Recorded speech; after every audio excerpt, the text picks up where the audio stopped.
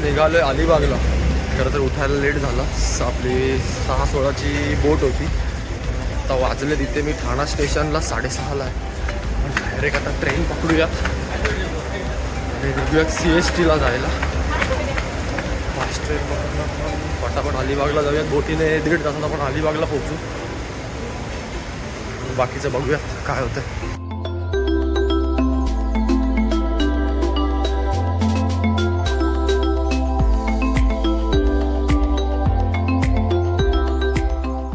Final मित्रांनो आता गेटवेला आलोय आपण. पुढे बघूयात ते बोट बुकिंग वगैरे कसं काय करतो नाही काहीच माहीत नाही आहे मला. मी पहिल्यांदाच येतोय बोटीला जायला. ठीक आहे.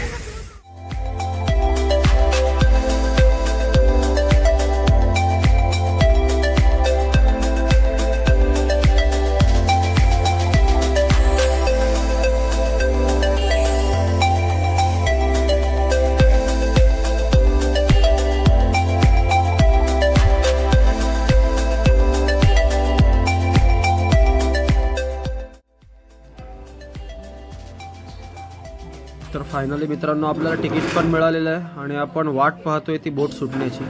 आजूबाजूला कशा प्रकारे बोटी लागलेत हे सुद्धा तुम्ही बघू शकता. आणि फायनली ठरलेल्या वेळेनुसार आपली बोट निघाली आता अलिबागला जायला. 1 तासाचा अंदाज दिलाय. 1 तासात पोचते की नाही मला पण माहीत नाही आहे.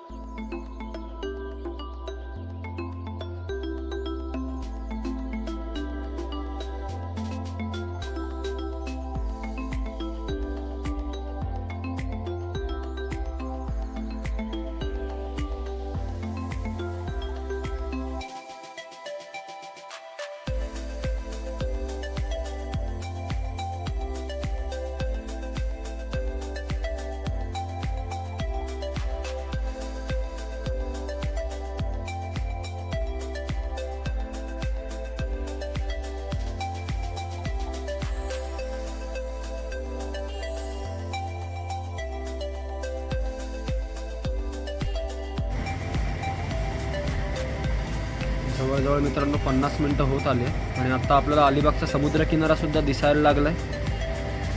आणि याच समुद्रकिनाऱ्यावर याच मांडवा जेट्टीवरती आपल्याला रोरो बोटसुद्धा पाहायला मिळेल. आता तिथे आहे की नाही माहीत नाही, पण इथेच रोरो बोटचं सुद्धा बंदर आहे. हो, तिथे बोट लागलेली तर दिसते आपल्याला. पण मित्रांनो एक असा प्रॉब्लेम आहे की ते रोरो बोटचं जे बंदर आहे ते थोडं लांब आहे तिथून. त्याच्यामुळे तिथे जाता येईल की नाही माहीत नाही आहे. प्रयत्न करूयात आपण तिथपर्यंत पोहोचण्याचा. कारण आपल्याला ठरलेल्या वेळेत कुलाबा किल्ल्यावर सुद्धा पोचायचं आहे.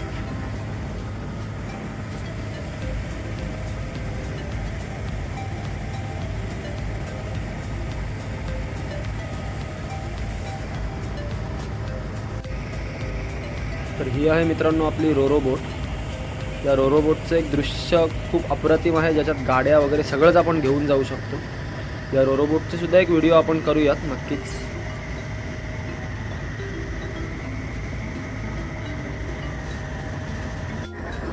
फायनली मित्रांनो आपण अलिबागच्या समुद्र किनाऱ्यावर पोहोचलोय.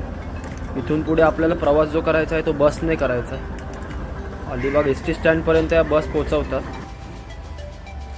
अपोलो कॅटामरानची ही जी बोट होती.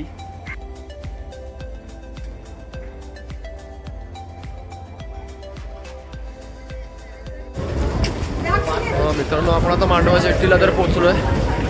मांडवा जेट्टीवरून आपण डायरेक्ट जाऊयात आता कुलाबा किल्ल्याला. कुलाबा किल्ल्यावरची गणेश जयंती आपण आज साजरी करणार आहोत.